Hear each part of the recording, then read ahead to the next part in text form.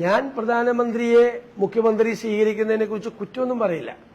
പക്ഷേ ജ്യോതി ബാസുവിന്റെ ഒരു അനുസ്മരണ പരിപാടിയും ജ്യോതി ബാസുവിന്റെ പേരിലുള്ള ഒരു സെന്ററും കൽക്കട്ടയിൽ ഉദ്ഘാടനം ചെയ്യേണ്ട മുഖ്യമന്ത്രി അത് ക്യാൻസൽ ചെയ്തിട്ടാണ് പ്രധാനമന്ത്രിയെ ഇങ്ങോട്ട് വന്നപ്പോൾ സ്വീകരിച്ചതും അങ്ങോട്ട് പോയപ്പോൾ യാത്രയാക്കിയതും. പിന്നെ ആ പ്രധാനമന്ത്രി ആ രണ്ട് കൈയും ചേർന്നുള്ള ഒരു നിൽപ്പുണ്ടല്ലോ, അത് കൃത്യമായി കമ്മ്യൂണിക്കേറ്റിംഗ് ആണ്. എന്താണ് അത് അന്ന് നോക്കിയാൽ മതി. നിങ്ങളൊന്ന് മനസ്സിരുത്തി, ഞാൻ അത്രേ പറയുന്നത്, മനസ്സിരുത്തി നോക്കിയാൽ മതി. അത് ഒരു മെസ്സേജ് നൽകുന്നുണ്ട്. പക്ഷെ ആ നിപ്പുണ്ടല്ലോ, ആ നിപ്പ് നിങ്ങളൊന്ന് മനസ്സിരുത്തി ഒന്ന് നോക്കിയാൽ മതി. കേരളത്തിലെ ജനങ്ങൾ അത് മനസ്സിരുത്തി കാണുന്നുണ്ട്.